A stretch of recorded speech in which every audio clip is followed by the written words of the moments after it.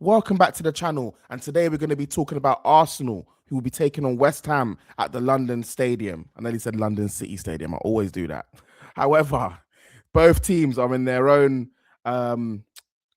critical crunch time stage of the season. Both teams fighting for something. Arsenal on the top end of the table, fighting for the Premier League title. Manchester City just dropped a massive 2 points to Everton. And to be honest, it should have been the whole 3 points. Everton had a brilliant performance in that second half. But Manchester City just didn't die. However, just before that, we had a marvelous performance against Fulham at home, a 3-0 dismantling, where the players and the manager have a lot to be proud of. You know, the manager went brave and put Miles Lewis-Skelly in midfield next to Declan Rice. Also brought back in Calafiori, who gives us that those nice attacking runs that we love to see. And Saka also returned as well, gave us a nice 45 minutes. On the other end of the table, West Ham have lost to Brentford over the weekend, and the boys down the lane, got their first win of 2026. So West Ham will be fighting, and it's not going to be an easy game.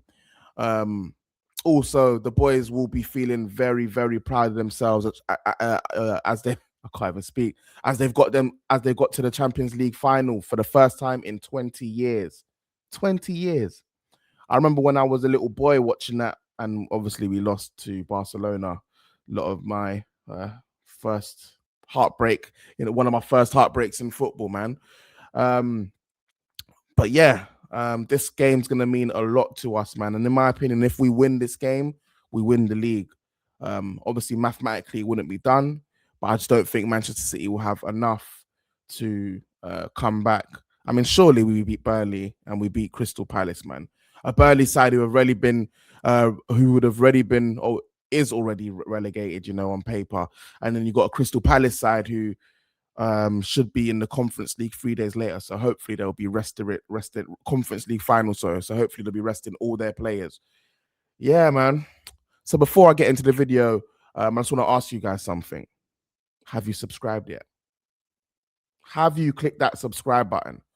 Because I've got more content coming like this. I've got reactions on the channel. Check my Gabby Ogbonglahor one as well, man. He's a knob. Yeah. What else have I got coming? I got live streams, debates. I got everything. I got anything you could ask for. So just do me a favor, like, subscribe, and leave a comment on this video. And let's get into some news. Some news regarding the West Ham versus Arsenal. Right, so let's look at Telbet promos. I'm not really too sure of what kind of source they are, but all they're doing is just giving me some facts and statistics. So they say West Ham in each of their last 3 seasons, when Arsenal were in the title race. Oh my God, he's done the embarrassed face. Oh my God. When they met in October, Arsenal won 2-0, but the Gunners have never won both legs in the last 3 seasons. This Sunday they meet again. All right, so 22-23. Yeah, drop points to West Ham, 2-2. And look at Declan Rice there. It looks like such a snake. Why is he smiling? Why are you smiling knowing that you're coming to us next season? Was it even next season or the season after? No, it was next season, you little snake. Anyway, 2-2. And I believe in the reverse fixture, we drew that one as well in the 22-23 season. So we actually didn't, or it might have been a 1-0. I can't really remember. It's so long ago. But yeah, we're never able to capitalize in the title race when we face West Ham.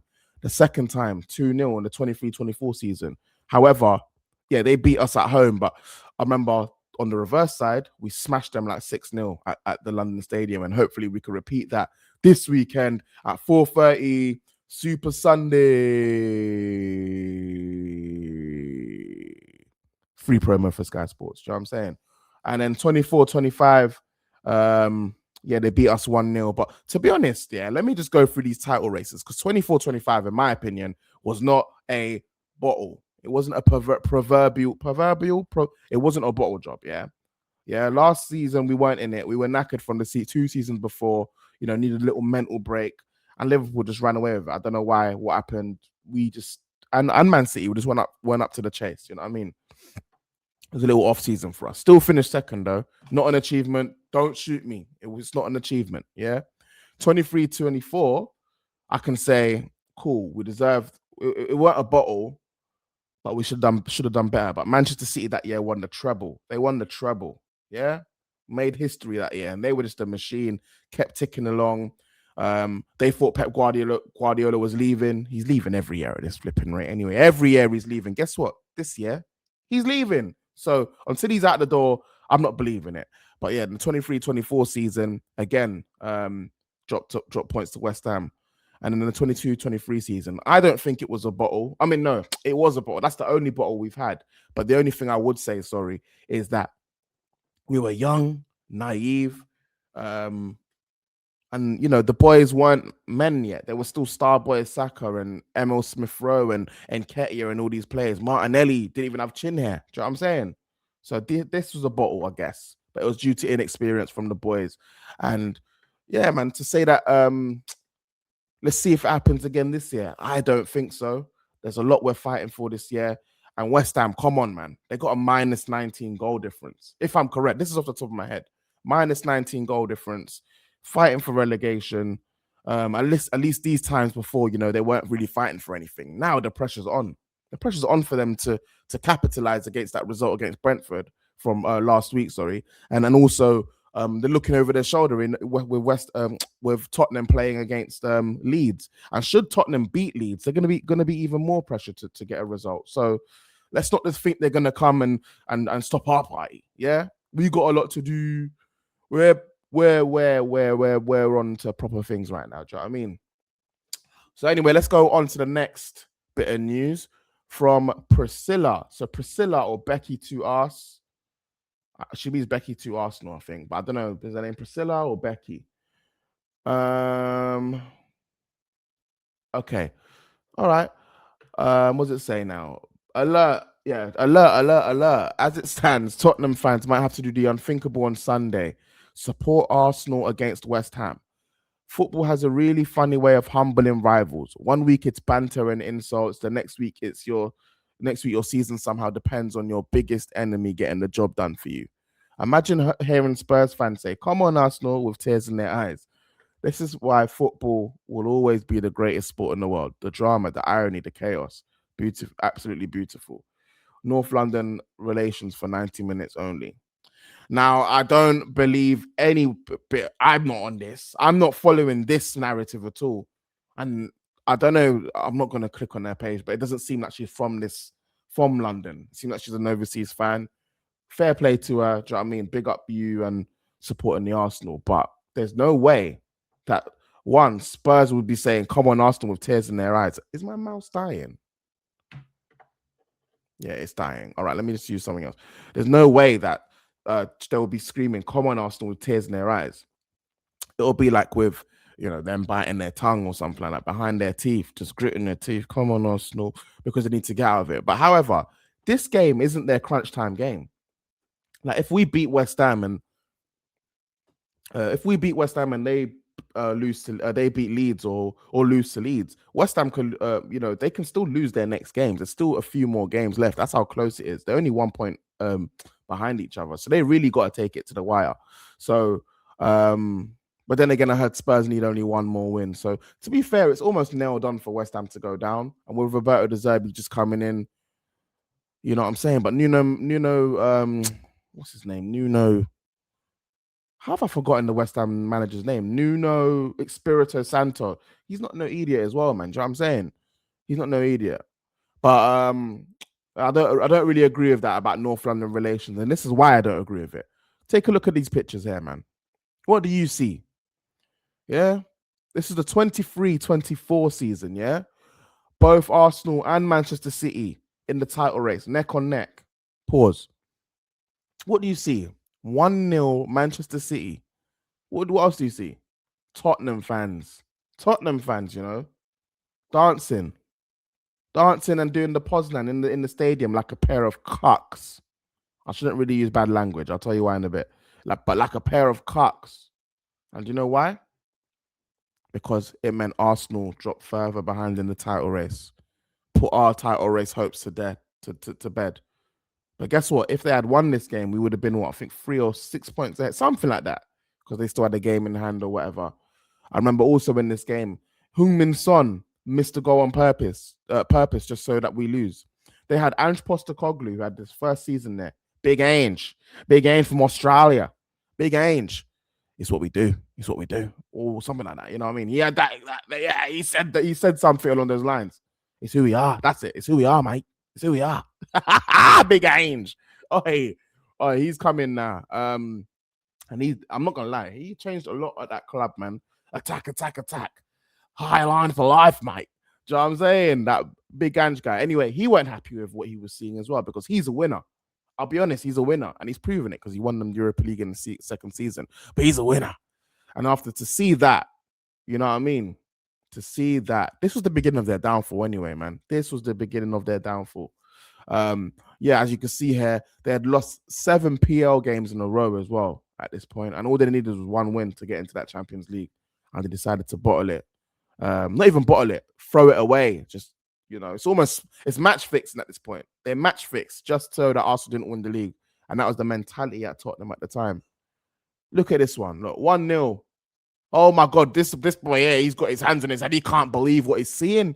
You would have thought they were about to win the league, man. Now you're going to believe us. Now you're going to believe us. Now you're going to believe us. We're watching Arsenal lose the league to Man City again. Do you know what I'm saying? Look at the attitude of these Spurs lot. Just to stop Arsenal winning, not winning the league, just to stop Arsenal win the league. Man's got their hands in the air, celebrating. He can't believe it. They got their cameras out. You would have thought they were on the way to flipping Wembley, man. I can't believe what I'm seeing.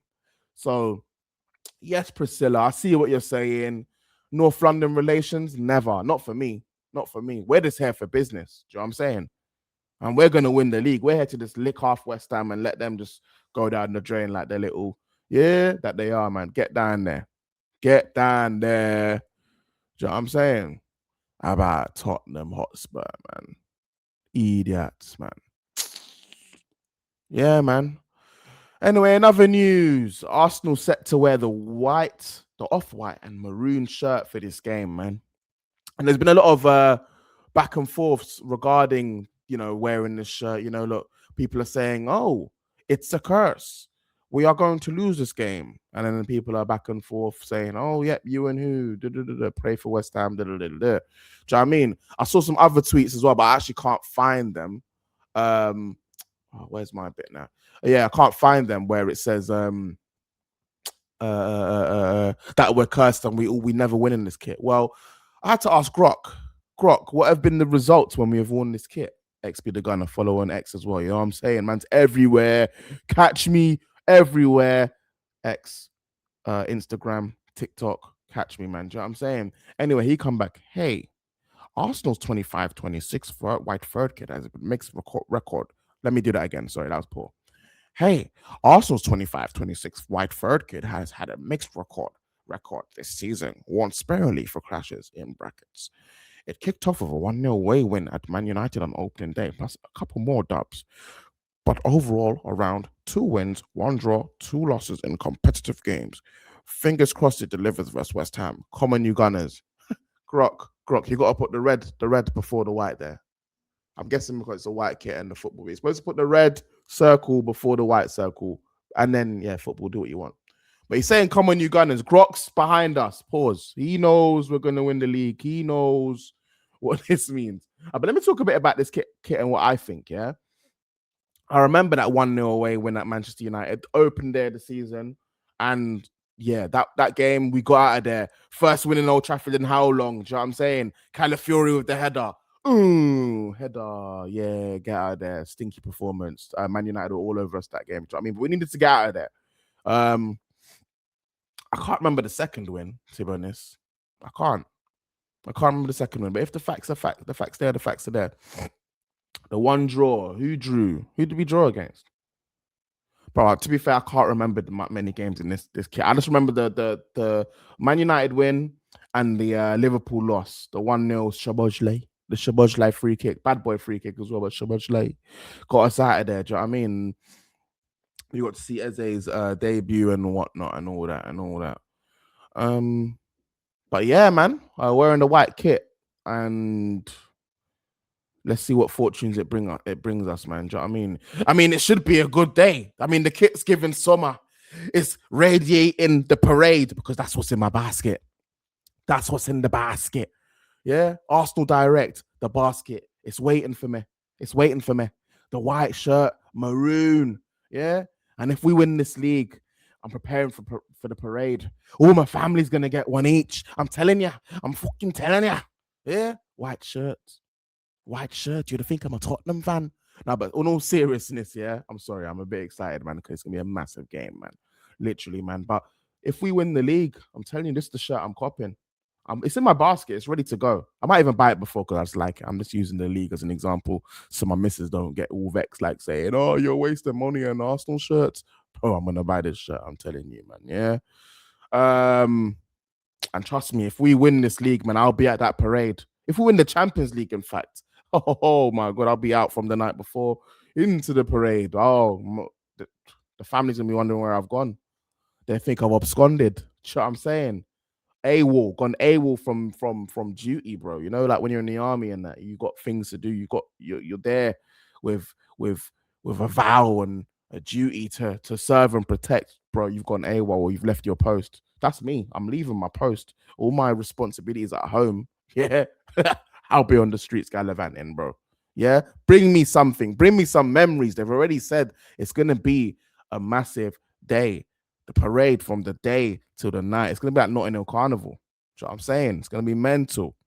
Yeah, I'm seeing Chelsea fans talking about their parade when they won the Champions League in 2012 and whatnot. Yeah, with their however 100,000 fans. When we won the FA Cup, we had 250,000 fans at our parade for the FA Cup. Yeah, 250,000. So imagine what it'll be like for the Premier League and the Champions League. Yeah, you're already hearing rival fans saying they're coming along as well, like it's not a new carnival. Because really deep down, all the Peckham Reds and that, all the Man United fans that claim they support Arsenal, they love Arsenal, but because they pick their side, they have to stick on it. Even the Tottenham fans I've grown up with, yeah, they love Arsenal, bro, and they're gonna be coming, man. Pause. They'll be at that parade, man, and I can't wait to relish and rub it in their faces. Yeah, man, have you liked and subscribed yet? Because I don't think you have. But anyway, let's move on to some news. Sorry. Arteta's update on Mikel Merino and Timber.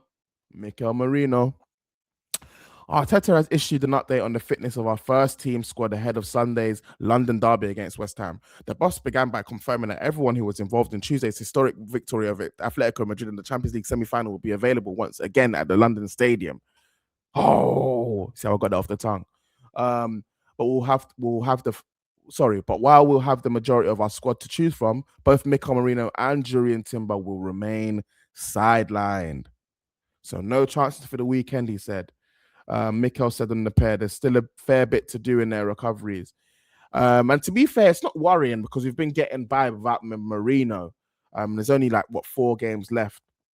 And Jurriën Timber, luckily enough, Ben White has played himself into some form, which we'll talk about in a bit. You know what I'm saying? But yeah, he says there's still a fair bit to do in their recoveries. Everything has to be smooth and quick if they want to have a chance to play any minutes this season.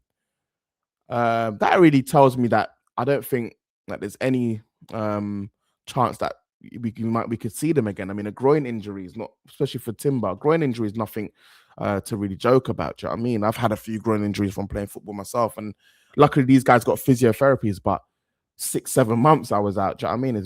It's a very annoying injury where it just comes back over and over again. If you don't rest it. Do you know what I mean? So I don't know if we'll see Timber again, man. And obviously he's got that groin injury from his ACL, and obviously when you injure one side of your body and one part, other muscles start to get weaker because you're compensating on certain sides of your body to you know what I'm saying, put weight on and all that and whatever. So now he's got to re-strengthen his groin muscle. So it's not looking good for Timber, man. He'll be back soon though. In terms of Mikel Merino, man, he's got a fractured foot. Bones repair themselves, do you know what I mean? And I can see he might, return and be maybe a clutch player for us. 'Cause let's have it right. That's what Mourinho is. And one thing I like about Mikel Mourinho is when he comes into the team and he knows his place. You know what I mean? He's a perfect squad player to have. Top squad player. Do you know what I mean? He came into this league. I was very iffy about the way he was playing in his form. Had that very torrid time. I love that word, torrid. What does it mean? I just know it means bad or something. But he had a bad time in midfield in that 8 position where I was looking at him like, huh? You're a bit of a fraud, you. Do you know what I mean? You can't even handle the pace of the midfield. You can't even handle the pace of the Premier League and the press and the man-to-man press and stuff like that. And he was getting beat and he looked like a bum. Let's have it right. But later on in the season, I think it was international break, Kai Havertz gets injured, Jesus gets injured, but he's always injured, so he doesn't even count. Jesus, can't wait to get rid of that bum as well. He's an idiot. Yeah, I'm surprised we still play him. It's like we're just trying to give him the Premier League medal because of thank you for your service, but he don't do nothing. He don't offer nothing on the pitch, man. Nothing like that 22-23 Jesus we got.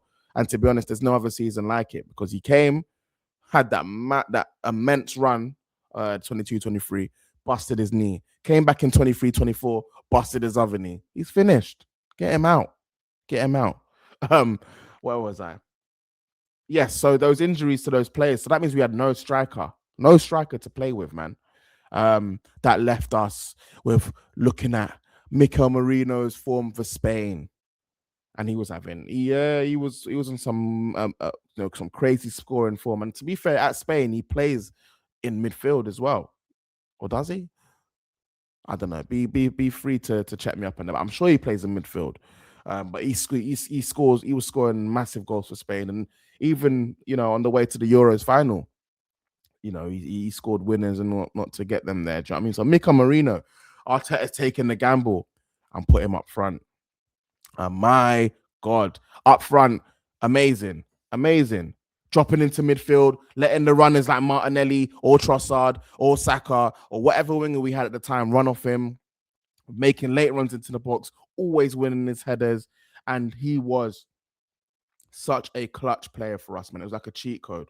Even this season as well, there was that kind of stalemate against Newcastle. That's what I remember this season. It was a bit of a stalemate, 1-1 or 2-1 or whatever. But Newcastle were getting a foothold in the game, man. Do you know what I'm saying? And then Mikel Marino comes off the bench, header. Do you know what I'm saying? Puts the game to bed, man. And old type Mikel Marino, man, had some views about you at the beginning, but you really won me over. And it'll be nice to see you before the end of the season so we can get you a Premier League title. I think he's due a medal anyway. I think he's made more than 5 appearances this season. Do you know what I'm saying? So, yeah, man, or even the Champions League medal. Come on. I'm an idiot, man. Trust me. But next, let's have a look at the pictures of Mikel Marino. Look at him, man. He's running with the ball on the pitch. He's ready, man. He's ready. Yeah. Back in training after a lengthy spell out through injury. And this is foot as well. So it's not like a muscle injury or nothing. It's just a broken bone. But what do I know? I'm not a physiotherapist, man. So hopefully he should just be back up and running on the broken bone foot. Look at him. Yes, Mikel Marino. Padby. Yeah. Hey. I look at him, man. Look at him. Yeah, strengthening that foot. Strengthen the foot with the weights. And yeah. Right, man. Nearly at the end of the video, man. But let's just talk about the predicted lineup and also gonna get a prediction as well. So do you wanna come? I want you guys to meet somebody, yeah. And I thought I'd bring him in because of where we are in the season. When I mentioned earlier. Anyway, this is my little man. Hello, my name's Gio. Wait, hold on. Let me get you on the full screen. Yeah? Come on, introduce yourself. Hello, my name's Gio and I love football. You love football? What team do you support? Arsenal. Yeah? And what do you think we're going to do this season? I think we're going to win and beat PSG. Oh, you're just focused on what about the Premier League? We're not going to win the Premier League? Yeah. So you think we could do both? Yeah. Okay, that's good. So what we're going to do, G, yeah. we're going to... Oops, sorry, I clicked the wrong one. We're going to look at the lineups and we're going to talk about each player and whether they should... Let me reset it as well because it's gone a bit weird. and look and talk about which player should start. You know, this is called a predicted lineup. So we're going to predict the lineup of Okay. what the lineup should be. And I'm going to appreciate that you don't know every player here. But we're going to go through it and, talk about each player. So David Raya, do you want David Raya or Kepa Arrizabalaga? Keep Raya. Keep Raya. And why do you want to keep Raya? Because he's a good. Get in the camera. He is a good goalkeeper. He saves a lot of shots. Okay. And I agree with you. I agree with you. You know, David Raya is actually one of the best keepers. He's definitely the best keeper in the league. He's won the Golden Glove in the league. He's won the Golden Glove in the Champions League as well. So automatically that makes him what? Best keeper in the world, surely. No? In it. 3 consecutive clean sheets in the Premier League. He didn't have the clean sheet last season in the Champions League. But this season, yeah. Surely. I even heard a rumor as well, Gio. Do you know what the Ballon d'Or is? Apparently, if Arsenal win the Premier League and the Champions League, David Raya is getting the Ballon d'Or. Oh, really? That's strange, isn't it? It's not Saka, not even Declan Rice. Well, he's not getting the Ballon d'Or, but they're nominating him for it. That means they're gonna give him the Ballon d'Or. Like he could get the Ballon d'Or. They could vote for him to get the Ballon d'Or because of his saving attributes. And I don't think there's been a goalkeeper that's won the Ballon d'Or. I might be wrong. Maybe Buffon or someone. I'm gonna Google that. I'm gonna find out. Let me just find out now. Actually, sorry, Gio. Sorry. Keepers who have won the Ballon d'Or. Yashin, I thought so. I was thinking Yashin. It's way before mine and your time.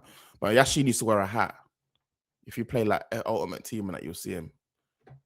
He plays with a hat. Look, Yashin. He's got his own trophy. Look, that's him. Look, played with a hat. I think he's Bulgarian. Oh no, he's Russian. Oh, sorry. We got it wrong. Sorry. Right. Sorry. Let's get back to the lineups now. So right back, who would you go for? Well, I mean, there's only Ben White or Mosquera. Julian Timber, as we just read, he's injured at the moment. So who would you pick? You'd keep Ben White? Yeah. Okay. And like, do you know what? I agree with you because Ben White, even though when he came back into the team after this injury, he's had some shaky moments. His body's breaking down. Mikel Arteta has been playing him so much. Yeah. Yes. But this past few games, that partnership with him and Saka has reignited. Yeah. And we're starting to see that old Ben White. Before he used to sort of overlap, which he's been doing, but he's realizing because of his body and its limitations, he's just starting to sit here now. And then Saka's doing all the running and the underlapping. And he actually underlaps sometimes, was what I've noticed, and plays here. And then you got Gyökeres and Rare and Rice can go wider. And sometimes you see this, Ben White here, Rice here, Lewis Skelly there. Do you know what I mean? So that covers this area. And then look, now there's an overload. Rice's hair. Eze's hair as well, you know?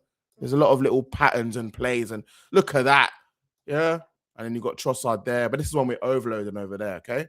We're going to start again. Sorry. I messed up the lineup.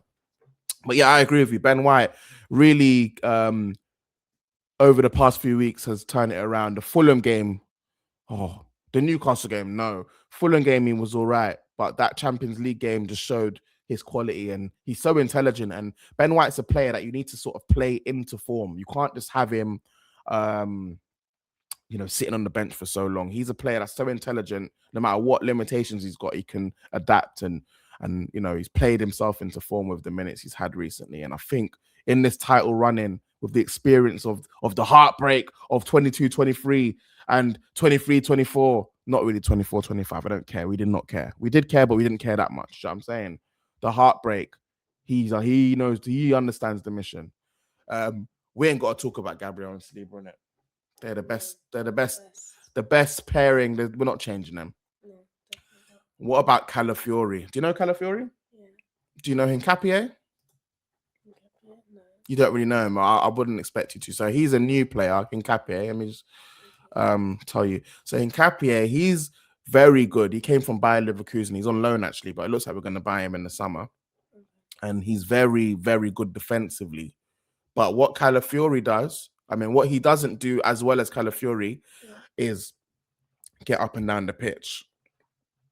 However, against Atletico, he had a chance actually where he got up the pitch hair to hair, but it was on the transition on a counter attack and crossed it to Gyökeres. The ball went to Gyökeres and Gyökeres shot it over. So he does have a few moments of attacking brilliance. Also, what did he do as well? There was a time he scored a goal for us as well in the Champions League. Yeah. Oh no, it wasn't in the Champions League, in the Premier League. I think it was against Wolves, but we lost. And then the Champions League, he scored a goal, but it was offside. However, I'm just going to keep it. I'm going to keep it 100. I prefer Ricardo Calafiori, even though he's not fully consistent throughout the 90 minutes and he's always injured. He gets forward better. You know, he does this. He gets hair. That's what he does. He gets hair, makes Gabriel cover hair. Sometimes he's even hair. I see him hair sometimes. Trossard drops in, and I mean Skelly's hair and whatever. We could cause the overload there. But this is what he does. He causes the 3-2. Yeah, Eze's there. Saka's there. I mean, he causes the overload here. Sometimes he's here, sometimes he's there. Do you know what I mean? Or it could be Miles Lewis Skelly or Rice, by the way. But it's a 3-1-6. 1, 2, 3. Yeah, 3-1-6 or a 3-2-5. Do you know what I mean? I'm not a tactician, but it does do that. He does, trust me, and he creates problems over there. Sometimes I even see him here or I see him there. Calafiori is a guy that I don't know if he doesn't listen to instructions from Mikel Arteta, but he makes things happen, man. He causes confusion in the team, and I think that's why we love him, and that's why we buy him. That's who I would pick, and I'm gonna say you're gonna pick him because you know him, innit? You know Calafiori. You don't know the other guy, but yeah, Calafiori. I never used to like him, but he's really won me over, and yeah. What more do I say about him? Right, Declan Rice.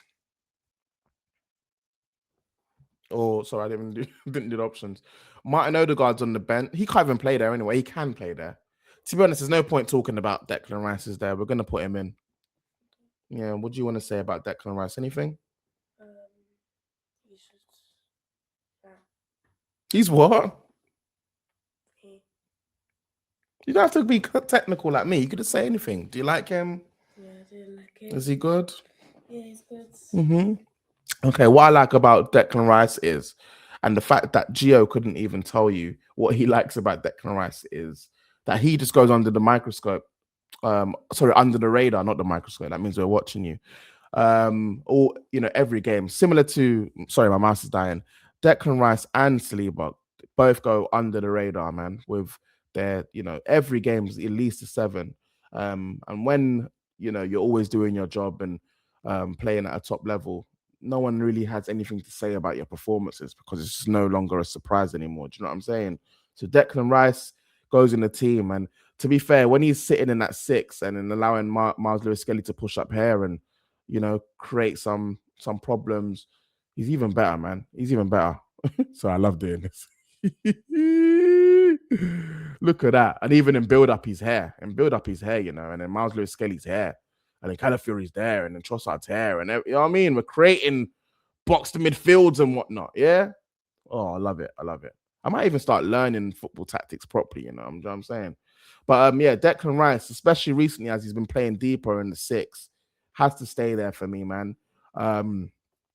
Especially in build up, and then when it's time, I've noticed him and Lewis Skelly have been double pivoting very well. They double pivot so well, and I've seen Lewis Skelly drop between the lines and allowing Rice when he's on the ball to do the marauding runs, into the final third and get us in the attacking phase quicker.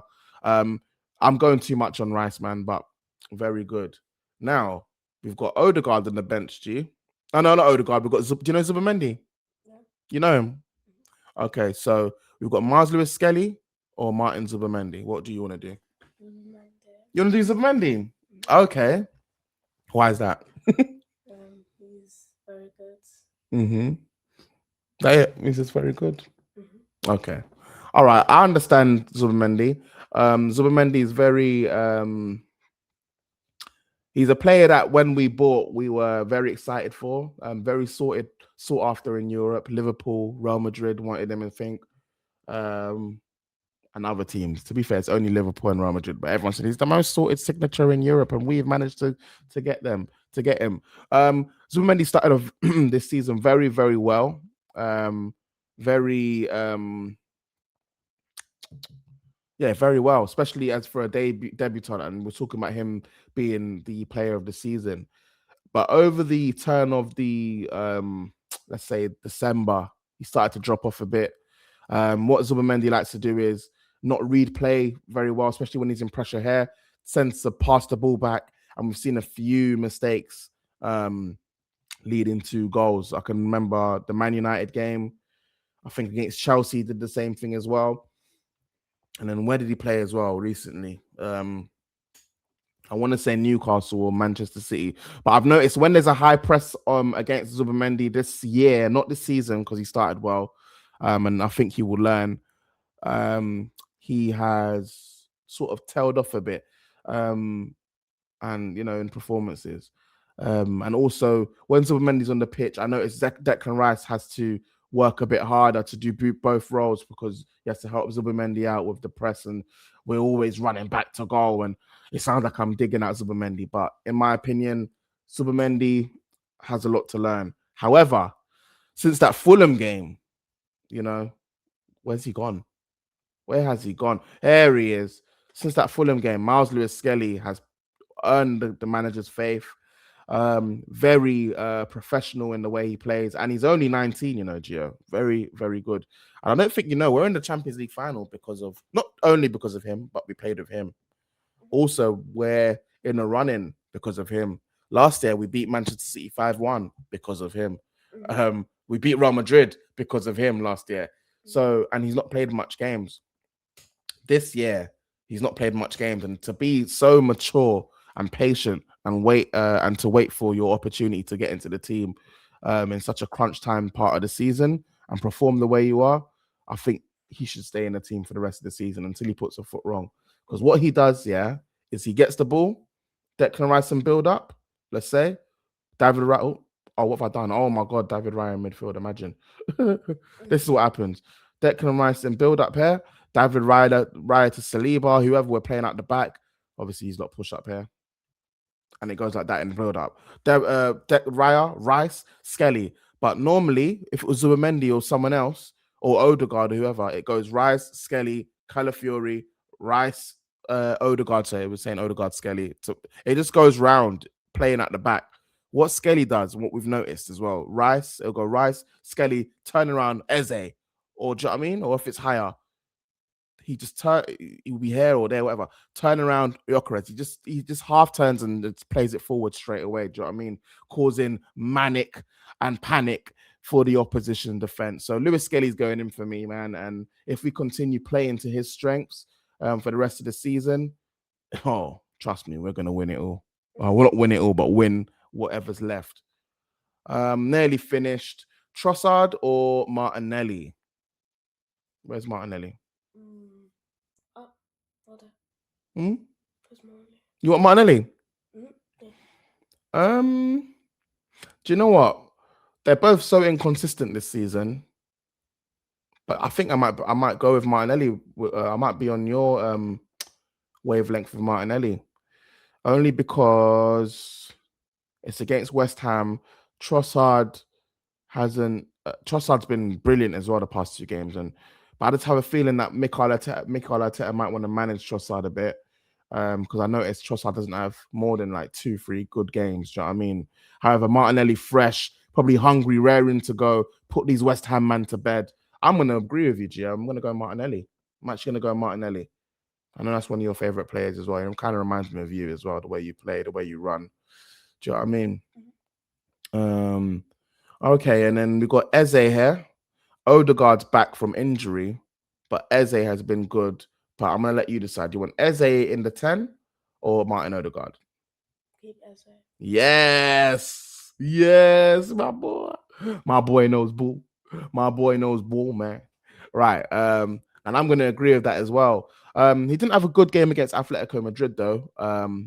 Albeit it was a very high, very low block. Talking about part the bus, man. Oh my God, there was like 5 markers on Eze, 5 defenders marking Eze in that game, trying to stop his passing lanes and cut him out of the game, man. So he didn't have a good time, and a lot of fans were, you know, giving him not stick, yeah, giving him stick essentially, and saying that, you know, he didn't have a good game. But I believe that, and think, to be fair, with with Mikel Arteta, this is where I think he needs to just give him a chance. Do you know what I mean? Because Odegaard had a good game against Atletico, but I don't want him to just rip it up and think, all right, Eze, you've messed up again. Let's put him back in there, because we've seen time and time again Odegaard not performing to that level, and creating things, man. He's good on the press, I guess. He runs around like a maniac, but in terms of the progressing the ball forward, Eze, and working with the man here, Victor Gyökeres, and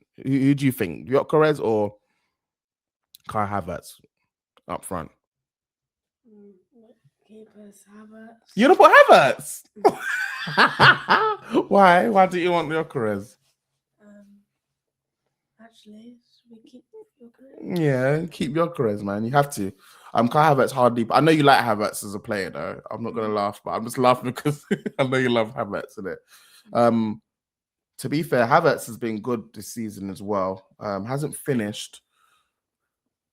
Do you know what? We've looked all right in spells this season, and everyone was hoping for Havertz to come back from injury and be better than Gyökeres. But Victor Gyökeres, since Havertz has returned and since he's got back with his girlfriend, Gio.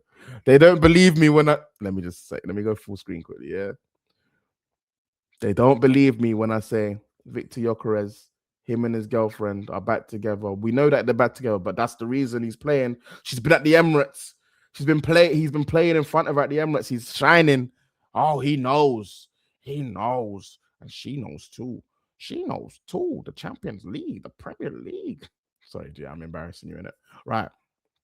Back to the game. But Victor Gyökeres, he has to stay in the team, performing very well. Didn't score against Atletico Madrid, but my gosh, was he all over that pitch, causing problems.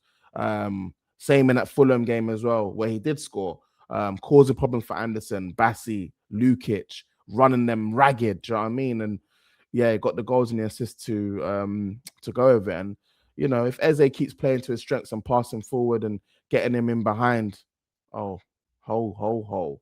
Even that, let me not even go into him. But Gyökeres stays for me, and you know, 21 goals in his debut season is nothing to laugh at, man. You know, he's amongst the greats when it comes to records like Alexis Sanchez, Thierry Henry, I think Dennis Bergkamp and stuff like that. So yeah, and Saka's back to fitness, and in my opinion, we keep Saka. But however, I've got to give you the option, Gio. I've got to give you the option, man. And we're gonna. Where's the other option? Where is he? He's not even here. Wait. Oh, he's there. Oh, there's Noni Madueke. Do you know Noni Madueke? You don't know him. That's good. You don't need to know him. This Noni Madueke guy, I can't believe we've actually spent £52 million on him. And at first, it was a breath of fresh air, you know, seeing him beat his man, yeah, do step overs, and then there was a few things like, oh, you know, if he brushed up on his finish and his end product, he'll be a good player. We thought, yeah, as the season gone, and he's going to get better, get used to the team. This man is a waste of money, man. I'm telling you, and I don't really get onto players, but he plays with no intelligence at all. He can beat his player, stop the ball, come back, crosses it, it goes out of play. Beat the ball, beat his man, run inside, shoots, no man pressing him, misses. Like, crosses the ball, goes into Rosette, shoots, goes into Rosette, beats his player, runs off the pitch. Like, the player is a clown, bro. When we lose the ball now, him tracking back is poor, no press. Ben White, the poor guy, man, he's struggling out there. He's struggling. He's on one leg and he's still playing to a standard. And when he's on the pitch, we need you back here in defense. When we need defenders, we need, you're not there. You're just doing what you're doing, and you know, you're here. And my man's here. Who is it? Lookman or one of them, man? No, was it Simeone? Or one of the two were just giving White problems the other day when Madueke had got on the pitch. As soon as he got on the pitch, you know what I mean? I'm surprised White stayed on as well. And Mosquera came in the 84th minute. You know what I'm saying? Having to shore things up. But this guy, I don't want to see. I see him holding hands with Arteta as well when doing the with the crowd and whatnot. But I'm going to, man. Anyway, what 44 minutes is longer than the video I tried to record yesterday. Because the one I tried to record yesterday was, oh man, I didn't press the little thing on my mic that gives the sound, so I just had to go to sleep and hold that, man. But so we're gonna agree Saka, innit, Gia? Okay, sweet. Yeah, and that's everyone we spoke about, I think. And yeah, this lineup is pretty much the same that's been going. Oh yeah, no, we chose Martinelli, didn't we? We put Martinelli. That's the only change we're gonna make. I mean, I like Trossard too, but Martinelli as a rotation option. Oh yeah, you put Zubimendi, didn't you? But I'm keeping Lewis Skelly. I can't put Zubimendi there in front of Lewis Skelly. But to be honest, Mikel Arteta probably might go with Zubimendi. We'll see. We'll see, because Lewis Skelly came off the pitch with a bit of a calf injury, and maybe he's going to save him for other games going forward. Yeah. So you happy with that? Yes. I'm going to name it Gio's lineup. Actually, it's not Gio's lineup. This is Gio's lineup. I'm gonna give you that one. Gio's lineup. You can save it and download it if you want. Nah, there's no point. Right. I didn't do that right, so annoying me. Apostrophe. Okay. Apostrophe. Okay, let's wrap up the video. So we're gonna do score predictions. What are you gonna predict the score to be? It's Arsenal versus West Ham. 2-1. 2-1. To who? Arsenal's gonna win 2-1. Yeah. Okay, and who's gonna score for Arsenal? The Yokeres. Mm-hmm. And Why are you shy? Why are you being so shy? I think it's all just Yokeres. Yokeres gonna score 2 goals, you reckon? Yeah. Okay, I'll take that. He's a striker, and he should score the goals. I'm gonna go with a 4-3. I'm going brave. I'm gonna go 3-0. I'm gonna go 3-0. And I don't know the scorers. I'm gonna say Saka, Eze, Yokeres. I'm gonna go Saka, Eze, Yokeres. And I say that because I think West Ham are gonna really want to be fighting and push. They're gonna push forward a lot because they have to win this game essentially to stay in the league. And it's gonna be there's gonna be gaps and spaces open. They can't just sit and low block and hope for a draw. The game's not asking for that. The league, the title, not the title, their season's not asking for that. The season needs them to push forward and win. Yeah. And we need to do what we do when there's gaps and spaces. Do you know what I'm saying? And if we play the way that we did against Fulham, especially with Mr. Miles Lewis Skelly in that midfield, we're gonna have more than a good time, a great time. From now to the end of the season, a great time. If we win tomorrow, we have a party, and the party won't stop until September. I'm partying all through the World Cup. Through the World Cup, I'm partying. Yeah? So, last but not least, if you haven't already, please like, share, subscribe to the channel, and come on, you Gunners. And thanks, Gio, for coming and being a feature on my channel, man. I love you, man. Love you too. Aww.